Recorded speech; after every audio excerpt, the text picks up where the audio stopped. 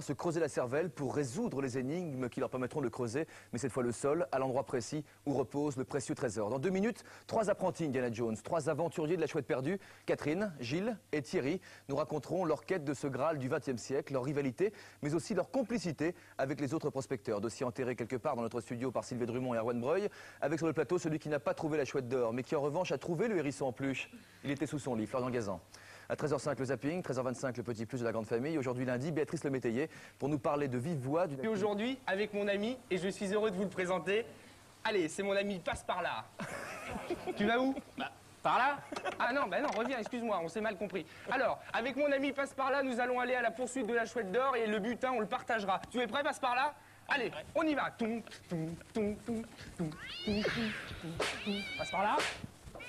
Passe par là. Vous avez vu Passe par là, Jean-Luc? Non. Non? Passe par là. Il va me faire perdre 1 million de francs, lui. Passe par là. T'es où? À demain. Passe par là. Oh, il est fou, lui.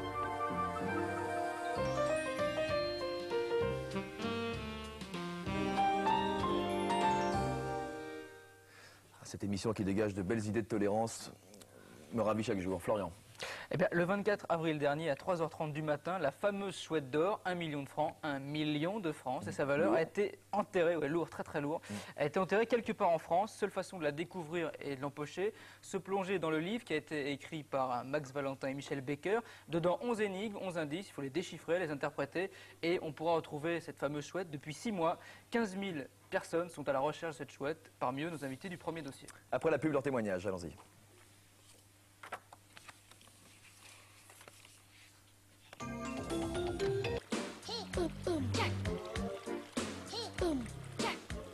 À la poursuite de la chouette d'or, donc, avec Thierry Besleniev, 31 ans, d'origine russe. Bonjour, bienvenue. Bonjour. Alias Armageddon, puisque vous avez un nom de code, comme tous ceux qui pratiquent cette course, ce jeu, comme on veut. Vous vivez maritalement, vous êtes gérant de société, vous habitez Paris. Vous avez tout de suite été séduit par cette chasse au trésor que vous avez découvert au mois d'août dernier. C'est pour vous un amusement qui vous a permis ensuite de rencontrer pas mal de gens.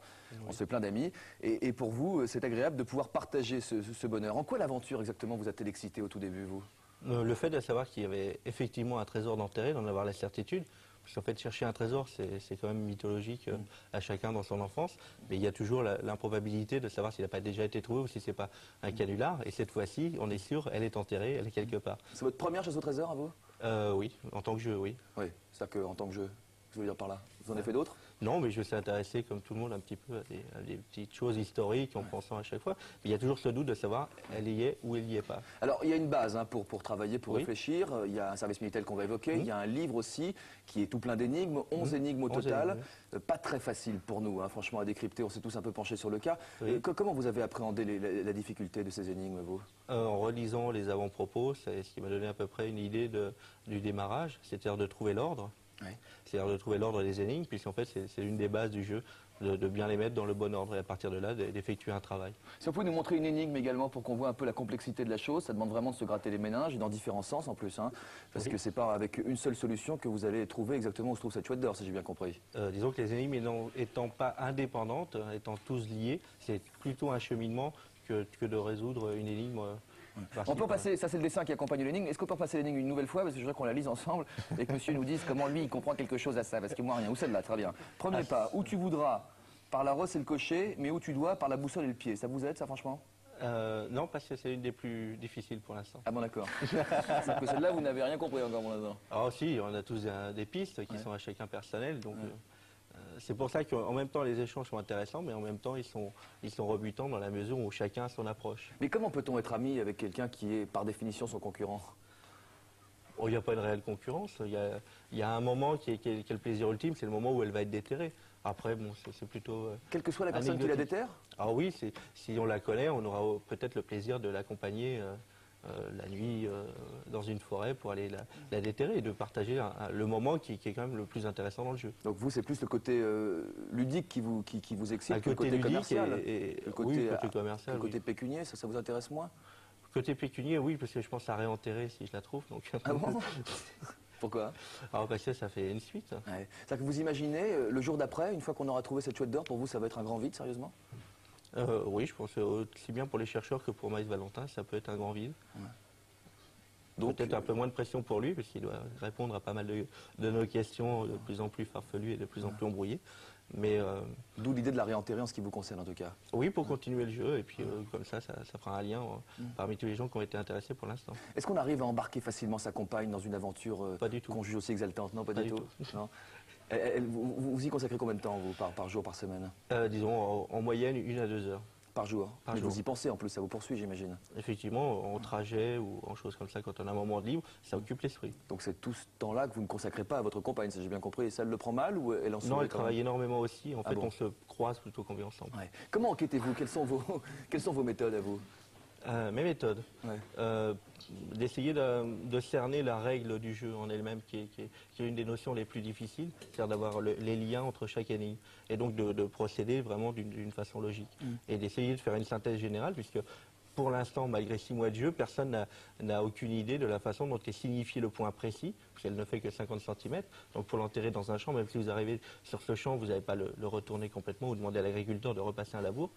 Donc elle doit être signifiée d'une façon très précise. Et rien que cela, pour l'instant, personne ne peut imaginer comment il nous est signifié. Tout ça, c'est dans votre tête ou est-ce que vous avez des dictionnaires, d'encyclopédies, des choses comme celle-là? Disons qu'il nous a indiqué qu'il faut utiliser des ouvrages courants, ce qui me permet de restreindre certaines recherches quand elles me paraissent aller trop loin sur des ouvrages qui sont trop particuliers. Donc je m'arrête à un Quid, un Larousse et à une encyclopédie universaliste ou autre. Donc pour l'instant, vous cherchez avec votre tête, avec vos doigts, mais pas encore avec une pelle et une pioche. Il est pratiquement certain que celui qui a trouvé va sur le terrain, creuse une seule fois, mais ne retourne pas le champ. Ouais. Donc, On sait mais qu'elle est chacun peut prendre la localisée de manière recherche à très sa précise façon. alors. Oui, qu'elle est localisée très précisément. Mais chacun prend la recherche à son compte. Donc s'il y en a qui ont envie de se balader tous les week-ends pour aller creuser, c'est... Il y en a qui c'est creusent, aussi. d'après vos Bien sûr, connaissances. oui. Ouais. Oui, bien sûr. Parlons de ce service Minitel, parce que là, vous rencontrez les autres, hein, les autres Oui, chercheurs de la Chouette d'Or. De deux Quelles sont façons. les relations que vous avez?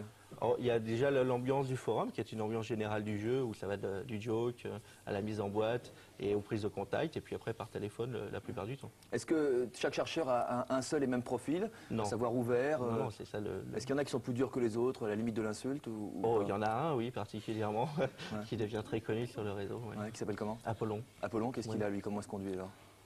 Pas très bien, paraît-il. Vous voulu préparer une farceuille, si j'ai bien compris. Bon, bref. Et qu'est-ce Ah, qui vous dommage. manque? Qu'est-ce qui vous manque aujourd'hui? J'aurais pas dit. Non, je crois pas. Qu'est-ce qui vous manque aujourd'hui? Ce qui me manque, c'est le lien entre chaque énigme pour pouvoir avancer. Ouais, mais les 11 énigmes, sinon, vous les avez résolues, vous? Disons que le fait de les décrypter fait partie un peu de cette approche qui enferme un petit peu le chercheur dans le fait où on trouve ça très facile au départ. C'est-à-dire que bon, il y a du morse, il y a des choses comme ça, des choses qui ne sont pas très conséquentes, et bon, on arrive comment dirais-je, à trouver chaque énigme indépendamment. Et en fait, manifestement, ce n'est pas linéaire, enfin, c'est plutôt linéaire, c'est-à-dire qu'en partant de la première aide à la deuxième, etc. Donc à chaque fois que vous avez résolu une énigme indépendamment des autres, vous avez forcément peut-être oublié quelque chose. Ouais. Donc vous passez tout ça en vue régulièrement. Voilà, donc je suis reparti du début. Eh bien, combien de temps vous êtes prêt à chercher encore? Dans la mesure où c'est devenu plus un loisir qu'un jeu, tant qu'elle durera. Il n'y a pas de raison que ça s'arrête en tout cas, d'accord? Voilà. Si vous la trouvez, vous la réenterrez. Si quelqu'un d'autre la trouve, vous lui en voulez pas. Non, parce que je ne suis pas le seul à vouloir la réenterrer. Ah, d'accord, très bien. Donc le jeu peut continuer des années. Ça fera plaisir à Monsieur Max Valentin, qui nous regarde certainement, mais que vous ne connaissez pas, que personne ne connaît, l'homme, l'auteur du jeu. Non. Vous avez une idée? Oui. Très bien, ça se trouve c'est vous, hein. On sait rien. Catherine Granger, bonjour, bienvenue. Vous avez 48 ans, Catherine, mariée, 2 enfants, directrice d'école, vous habitez Paris. C'est votre sœur qui vous a fait découvrir le livre de Max Valentin l'été dernier. Partis ensemble pendant un mois, elle pensait à juste titre que c'était un bon moyen de vous occuper. Vous consacrez pas mal de temps à cette histoire, sans relâche. Donc depuis les vacances, vous continuez. Et vous essayez d'interpréter les énigmes que vous avez vous aussi toutes résolues, les 11. Hein. Oui. Est-ce que vous êtes sûr d'avoir les bonnes Sans solutions? doute, ça c'est la facilité de résoudre les énigmes au départ. Oui, c'est la facilité, mais après c'est l'interprétation. D'accord. C'est là la que même les chose. difficultés Je veux dire, commencent. je crois qu'on en est tous au même point. D'accord. C'est-à-dire que tout le monde est un peu bloqué depuis un mois, si j'ai bien compris. Voilà. Et je trouve que c'est tellement bloqué qu'on désespère un peu là. Il faudrait un peu alimenter, parce que là on est un peu Donc vous bloqué. demandez au créateur qui rajoute Absolument, un peu de oui, là je carburant? crois que. Ouais, Ah bon, d'accord. Comment expliquer qu'une directrice d'école se passionne pour des chasses au trésor comme ses petits-enfants finalement? Est-ce que c'est contagieux ça? Non, mais je crois que ça vient des choses de l'enfance, des choses qu'on aime bien. Enfin, je sais pas, bon, ma sœur, on a été élevés dans une famille où on lisait beaucoup, je sais pas, Arsène Lupin, Dixon, des choses comme ça. On a été baignés dans une atmosphère de chasse au trésor, de recherche d'énigmes, et puis bon, c'est ça. Hein. De quelle manière vous avez travaillé, vous, toutes les deux? Quelles étaient vos méthodes de travail? On a cherché à résoudre les énigmes, on s'est complété, on se téléphonait, on disait tiens j'ai trouvé ça, bon, et puis de temps en temps on se fait des réunions, on s'appelle, on se dit bon allez tiens, on se fait une journée chouette, d'accord, et on repart à zéro. Et on ne trouve jamais la même chose. Et c'est ça qui est super, c'est qu'en repartant à zéro, on a toujours des possibilités. Et puis voilà. Alors, comment êtes-vous sûr que vos 11 solutions aux 11 énigmes sont les bonnes? Parce que ça, c'est facile, Ah bon? à la limite, de résoudre les énigmes. Nous, on n'y Enfin, comprend je pense- rien, je hein, pense à que vos tous les énigmes. deux, vous êtes d'accord avec moi Ouais. que de résoudre simplement l'énigme sur le papier, c'est facile. Ça, c'est facile, là, ce qu'on voit là, par exemple. Ah, 24, 24, 42, Ah oui, ça, 42, c'est 4, 4, facile. 4, 42, en point de ça. Ah bah ouais, ça c'est facile. Ça, c'est facile. Mais par le méga, je vous rappelle que c'est 1 million de fois moins. Hein. Oui, 1 million de fois, moi. D'accord. Mais ça bon, ouais. Est-ce que les maris des deux sœurs s'intéressent au jeu également? Pas du tout. Ah. Mais il n'en est pas question. Ouais. Ça veut dire, Ouais. on leur laisse leur Lego, leur foot, et puis nous, d'accord, on s'occupe de notre chouette. quoi. D'accord, Bon. chacun ses jeux, très bien. Ah ouais. Quel est votre moteur numéro 1, vous? Est-ce que c'est le bonheur de chercher? Vous parliez de votre enfance il y a quelques instants. Oui, ou est-ce c'est que le c'est bonheur aussi de la chercher. valeur financière de Pas l'objet? du tout. La valeur financière d'objet, je l'ai découverte quand le journaliste m'a appelé pour m'interviewer un petit peu avant l'émission. Et là, j'ai réalisé, j'avais jamais réalisé. 1 qu'il y million avait- de francs quand même. Oui, Hein. mais ça fait rien, ça. Je veux dire que c'est pas ça. C'est pas le ça moteur, l'essentiel. c'est la Ouais. recherche. Hein, je veux Ouais. dire, bon, 1 million de francs, bon, c'est bien, mais c'est pas ça qui nous a poussés. D'accord, très bien, tant Hein? mieux. Tant mieux, ça va tout dans votre honneur. Quand vous tapotez sur le Minitel, vous rencontrez vous aussi d'autres chercheurs de chouettes d'or. Oui. Est-ce que vous leur donnez facilement des informations que vous Jamais. avez trouvées? Jamais. Jamais. Pourquoi? Si c'est facile à trouver et que tout le monde est bloqué aux 11 énigmes, pourquoi pas alors? Oui, mais je sais pas, non, jamais. Ouais. Jamais, non. Est-ce que vous appréciez, vous, la façon dont, dont les chercheurs communiquent entre eux, les dialogues que vous avez avec eux? Mais j'ai pas de dialogue avec eux, puisque moi, non. Ah, vous n'utilisez pas, vous? Si, je regarde les informations que peuvent donner les autres, mais moi, rien, moi, non, jamais. On va essayer de piocher un peu si on Voilà. peut, mais en tout cas pas donné. Hein? Non, non. Non, non. Bah non. Non. Est-ce que vous avez une vague idée de l'endroit où elle pourrait être enterrée? Non. Non. Plutôt à la campagne, dans une grande Ah ville? non, non, non. Ah ouais, ouais. Ah ouais. Moi, j'ai dit un truc, bon, on m'a dit, faut pas le dire, mais je le dis. Moi, j'ai dit, ça peut se passer qu'à Paris, parce que les choses importantes ne se passent qu'à Paris. Bon, c'est monstrueux ce que je dis, mais Ouais. c'est quand même vrai. À partir du moment où quelque chose est médiatique, c'est Paris ou rien. Enfin, je veux dire que d'aller déterrer un truc, d'avoir pas possible, donc personne ne le saura, ça vaut pas le coup. Hein. Alors, donc, pour que ça vaille le coup, il faut quand même que... Ouais. Est-ce que vous imaginez dans vos rêves une nuit avec une bêche sur l'épaule, pas du tout, en train de non creuser plus. un trou, etc. Non plus, non, Non. non. Ah non, non plus, non. Bah si vous la trouvez, comment vous ferez alors? Faudra bien Ah, aller- ma sœur qui est beaucoup plus jeune ira creuser que moi. Ah, D'accord. non. Ouais. Vous avez un pseudo, vous aussi, sur le Minitel? Oui. C'est lequel? Ah, ça ne vous regarde pas. Je vais dire, le propre du pseudo, c'est que justement, on n'en parle pas. Eux, ils le donnent, hein, les Ah hommes. bah, ça les regarde. Hein. Vous avez une opinion, vous, sur l'auteur, sur ce Max Valentin? Qu'est-ce que vous pensez Non, de lui? ça non plus, je me suis jamais posé la question. Qu'est-ce que vous pensez de lui, a priori? L'homme qui a eu l'idée? Maintenant, je sais pas, je sais pas. Du bien ou du mal? Non, ni du bien ni du mal. Non, Est-ce qu'il je faut pense comprendre sur- sa psychologie à lui pour espérer trouver la chouette, vous pensez? Sûrement, sûrement. Oui, oui, oui. Mais je la comprends pas, forcément, puisque j'ai pas trouvé, donc. je la Vous comprends continuez à pas. chercher? Vous êtes prête à continuer à chercher longtemps, vous aussi? Oui, Oui, oui. oui, oui, oui. Mais enfin là, je trouve que c'est quand même... Bon, je trouve que les messages d'ailleurs sur le Minitel en sont le reflet. Il y a quand même un truc qui est retombé là. C'est évident que ça stagne. On là. bloque. Il faudrait la chercher. Parce que bon, il y a eu des indices qui ont été donnés dans des journaux. Ouais. Hein, il y a eu bon. Et ça n'a rien apporté de plus. Je veux dire que ça, pour nous, c'était des choses qu'on savait déjà. Ah ouais. Donc c'était peu de choses. Vous en êtes trop loin, il vous manque Voilà. une étape supplémentaire alors. Ouais, il faudrait un peu pour relancer. Faudrait réinjecter un petit Ouais, peu de- Moi, je crois, oui, là, ce serait le moment. D'accord, c'est clair. Merci. Gilles Herman à 35 ans. Bonjour, monsieur Livingstone. Bonjour. Bienvenue. Vous vivez maritalement, vous avez 2 enfants, responsable du secteur culture du Conseil général de l'Ariège. Vous habitez Foix, dans l'Ariège. C'est en juin 92, donc c'est le premier finalement à avoir entendu parler de la chouette d'or. Vous êtes rapidement lancé à sa poursuite. Et vous avez découvert que ce n'était pas seulement un jeu pour vous, c'est-à-dire? Oh, ça dépasse très nettement le stade du jeu. Oui. Au départ, oui, c'était stimulant, il y avait un jeu, il y avait des énigmes, il y avait des choses comme ça. Et puis, petit à petit, c'est devenu plus une sorte de rencontre, une sorte de challenge personnel, déjà. C'est-à-dire que, comme on dit, tout petit, déjà, j'avais horreur de buter sur un problème et je m'obstinais un peu jusqu'à trouver la réponse. Ouais. Donc là, le problème est de taille et j'aurais tendance à m'obstiner de manière conséquente. Et ensuite, c'est surtout la découverte d'un certain échange et une redécouverte personnelle. Ouais. Je crois que la chouette, c'est avant tout, pour moi, une sorte de quête personnelle, de redécouverte, d'élargissement de nouveaux horizons culturels, de nouveaux horizons de connaissances, s'intéresser à des thèmes qui jusque-là ne m'avaient pas vraiment passionné, et le facteur rencontre, là par contre, par l'intermédiaire du Minitel, qui pour moi est très important. Donc culturellement, vous vous y retrouvez, vous découvrez des horizons que vous ne soupçonniez pas, grâce aux recherches que vous faites parallèlement à cette chouette d'or, j'imagine. Et les autres rencontres se font sur le Minitel. Vous donnez Voilà. tout. Vous donnez votre pseudonyme ici aujourd'hui. Oui, Vous donnez également la réponse aux énigmes quand on vous le demande. pas à n'importe qui. Alors, qui n'est pas n'importe qui? Qui est n'importe qui et qui n'est pas n'importe qui? Je crois qu'il y a des échanges qui se font. Il y a plusieurs catégories de chercheurs. On s'en aperçoit. Enfin, les gens qui iront sur le serveur Minitel s'en apercevront assez vite. Et il y a une catégorie de chercheurs qui a un certain profil, qui se retrouvent justement dans cette recherche, qui a un pôle d'intérêt commun sur des thèmes assez différents. Et par rapport à ces chercheurs-là, je crois que ça n'est pas justement le fait de trouver la chouette qui est important, mais c'est la recherche. Autrement dit... Celui qui s'intéresse qu'au fric, vous ne l'aidez pas, autrement dit.